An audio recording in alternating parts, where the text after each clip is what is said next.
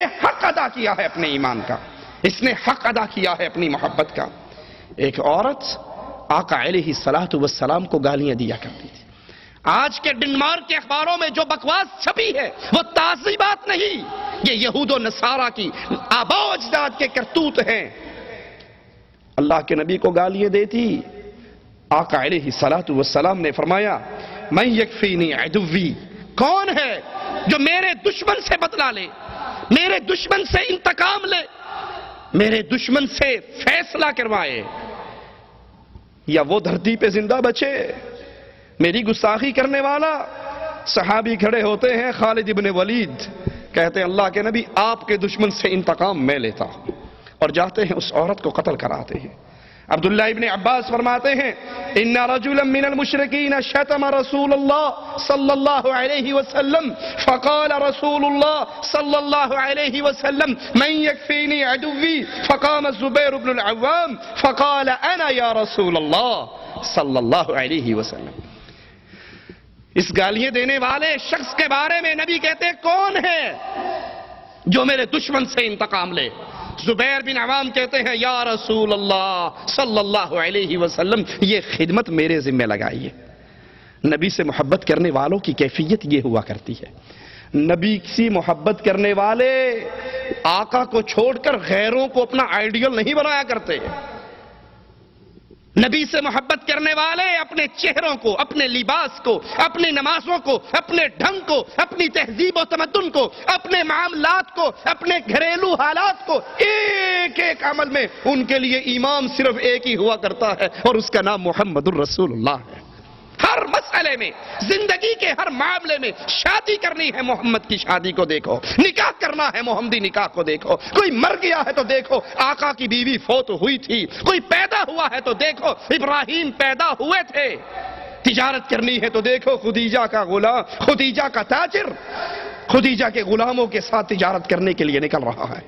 حضرت خدیجہ کا مال لے کر اللہ کے نبی تجارت کے لیے گئے۔ خدیجہ کے غلام بھی ہے، محمد کریم بھی ہے، تاجر ہو تو اس کو دیکھ لو، امام ہو تو مسجد نبوی کے امام کو دیکھ لو، مدرس ہو، تعلیم دینے والے ہو اس کو، تاکہ یتیم کو دیکھو، شوہر ہو عائشہ کے شوہر کو دیکھو، باپ ہو فاطمہ کے بابا کو دیکھو۔ زندگی کا کون سا موقع ہے جس میں آقا ہمارے لیے نور کا مینارہ بن کر نہ کھڑے ہو؟ محب رسول ہر حال میں نبی علیہ السلام کی زندگی کو دیکھتا ہے، ان کے حالات کو دیکھتا ہے، ان کے واقعات کو دیکھتا ہے۔ حضرت زبیر کھڑے ہوئے، کہا اللہ کے نبی آپ کے دشمن سے بدلہ میں لوں گا، اس کو قتل کر ڈالا۔ آقا علیہ السلام نے مقتول کا سارا مال حضرت زبیر کو دے دیا، اس کے سارا مال حضرت زبیر رضی اللہ عنہ وارضاہ کے حوالے کر دیا۔ کعب بن اشرف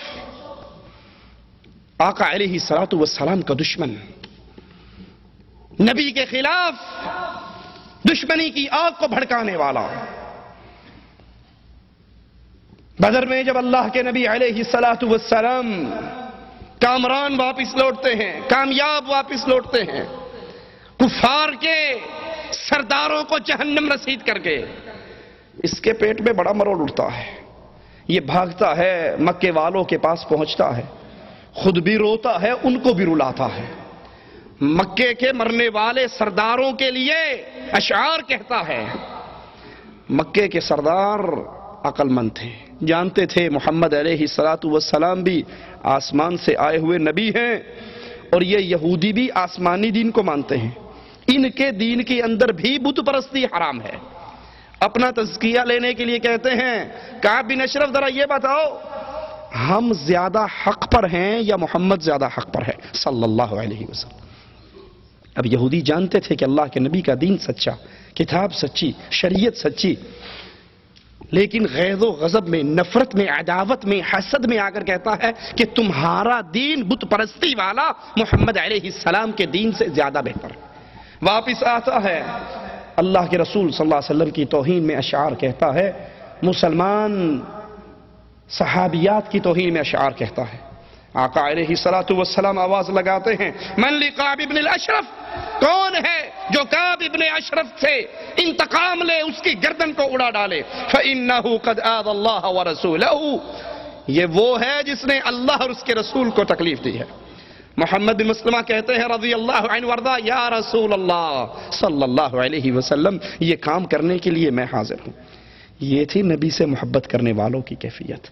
رئیس المنافقین کے بیٹے نے آ کر کہا تھا آقا اگر میرے بابا کو قتل کرنے کا فیصلہ کر چکے ہو، آقا یہ خدمت میرے علاوہ کسی اور کے ذمہ نہ لگانا، اپنے باپ کی گردن کو میں خود کاٹ کے آپ کے قدموں میں ڈال دوں گا، یہ خدمت مجھے دینا۔ حضرت محمد جاتے ہیں، اس یہودی سردار سے ملتے ہیں اور اس سے پہلے آقا سے اجازت لیتے ہیں، یا رسول اللہ صلی اللہ علیہ وسلم، اس یہودی کو کچھ اپنے جال میں پھانسنے کے لیے مجھے آپ کے بارے میں کچھ کہنا پڑے گا، کہیں یہ نہ ہو میں آپ کا انتقام لینے جا رہا ہوں، آپ کے بارے میں کوئی غلط بات منہ سے نکال لوں تو خود ایمان سے محروم ہو جاؤں۔ اجازت ہے؟ آپ نے کہا اجازت ہے۔ اس کو کہتے ہیں کہ یہ جو نبی جس کی ہم نے اتباع کی ہے، اس سے تو ہم تنگ آ گئے ہیں، کبھی صدقے مانگتا ہے، کبھی چندہ مانگتا ہے، کبھی زکوٰۃ مانگتا ہے، کبھی خیرات مانگتا ہے، ہم تو کھانے پینے سے گئے۔ اس نے کہا ابھی کیا، ابھی تو ابتدائی عشق ہے، آگے آگے دیکھ ہوتا ہے کہ ابھی سے، میں تو تمہیں پہلے منع کرتا تھا۔ کہنے لگے اب چونکہ اس کا کلمہ پڑا ہے، اس کے پیچھے چلے ہیں، اس کو چھوڑ بھی نہیں سکتے، اس کا انجام دیکھنا چاہتے ہیں تو ہمیں کچھ غلہ دے دے، ہم بڑے غربت کے اندر دن گزار رہے ہیں۔ کہا اچھا اپنی عورتوں کو میرے پاس گروی رکھ جاؤ اور غلہ لے جاؤ۔ کہا تو عرب کا بڑا حسین ہے، نوجوان ہے، مالدار ہے، اپنی بیویوں کو تیرے پاس چھوڑیں گے تو فتنے میں مبتلا کریں گے، یہ نہیں ہو سکتا۔ کہا اپنی اولاد کو چھوڑ جاؤ۔ کہا ہم تو مر جائیں گے، اولاد بڑی ہوگی، لوگ ان کو تانے دیا کریں گے، تمہارے باپ نے تھوڑی سی غلے کے لیے تمہیں گروی رکھ دیا تھا۔ کہا پھر کیا چاہتے ہو؟ کہا اپنا اسلحہ تمہارے پاس ہم گروی رکھ دیتے۔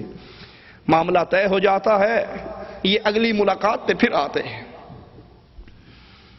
ابو نائلہ اس یہودی کے روائی بھائی وہ بھی ساتھ ہیں، رات کو پہنچتے ہیں، پلاننگ پہلے سے طے کر چکے ہیں اور قلعے کے پاس آ کے آواز لگاتے ہیں، کعب بن اشرف، عرب کی عورتوں کی ذہانت کا بھی کیا کہنا۔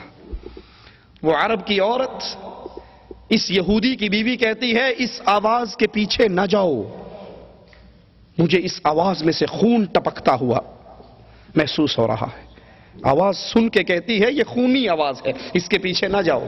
کہا یہ تو میرا روائی بھائی ہے جو بلا رہا ہے، دوسرا محمد بن مسلمہ ہے جو مجھے بلا رہا ہے، اس پر میں ضرور جاؤں گا۔ باہر نکلتا ہے خوشبوؤں میں نہایا ہوا۔ حضرت محمد بن مسلمہ کہتے ہیں تیرے سر سے بڑی پیاری خوشبو آ رہی ہے۔ آج کل بھی کسی کی تعریف کر دو نا تو سینہ تھوڑا سا چوڑا ہو ہی جاتا ہے۔ یہ بھی آکڑ گیا، کہندا دنیا کی حسین ترین بیوی عورت میرے بستر میں ہے اور دنیا کی قیمتی ترین خوشبوؤں سے نہائی ہوئی ہے۔ کہا ہم تو غریب آدمی ہیں، ہمیں بھی خوشبو سونگھا دے۔ تو اپنا سر تکبر سے نیچے کرتا ہے کہ سونگو، دیکھو میری خوشبو کتنی پیاری ہے۔ وہ ایک دفعہ سونگتے ہیں، کہتے ہیں ذرا میرے ساتھی بیچارے مسکین غریب ہیں، ان کو بھی سونگنے دے۔ کہا یہ بھی سونگ لے، سونگ کے چھوڑ دیتے ہیں، پھر تھوڑا سا آگے چلتے ہیں، پھر کہتے ہیں بڑا ہی لطف آیا تھا تیری اس خوشبو سے، ایک دفعہ اور ہو جائے۔ وہ دوبارہ پھر سر تکبر سے، سینہ تو اس کا چوڑا ہو ہی چکا، اپنی تعریف سن کے فخر میں تو وہ آ ہی گیا، کہتا ہے ایک مرتبہ اور ہو جائے۔ وہ اپنا سر پھر جھکاتا ہے، کچھ فاصلے پہ جا کے تیسری مرتبہ پھر کہتے ہیں کہ ایک مرتبہ پھر ہمیں دے دے، اس خوشبو سے ہم بھی مزے لے لیں۔ یہ سر جھکاتا ہے، محمد بن مسلمہ اس کو قابو کرتے ہیں اور اپنے ساتھیوں سے کہتے ہیں لو اللہ کے دشمن کو اس کی گردن کو کاٹ ڈالو۔ تلواریں بلند ہوتی ہیں، کعب ابن اشرف کی گردن اس کے وجود سے جدا ہو جاتی ہے۔ یہ اس گردن کو اٹھاتے ہیں، رسول اللہ صلی اللہ علیہ وسلم کے پاس آتے ہیں۔ اللہ کے نبی علیہ السلام جو ہی اس کو سنتے ہیں، صحابہ کہتے ہیں، صحابہ کو جواب میں کہتے ہیں تمہارے چہرے کامیاب ہو گئے۔ نبی کے صحابی کہتے ہیں آقا آپ کا چہرہ بھی چمکتا ہوا کامیاب ہو گیا۔ اللہ اکبر کی آواز صحابہ بھی بلند کرتے ہیں، محمد کریم بھی بلند کرتے ہیں، اور اس گستاخ کا سر، اس یہودی کا سر محمد کریم کے قدموں میں رکھ دیتے ہیں۔ آقا جو ذمہ داری لگائی تھی وہ پورا کر چکا۔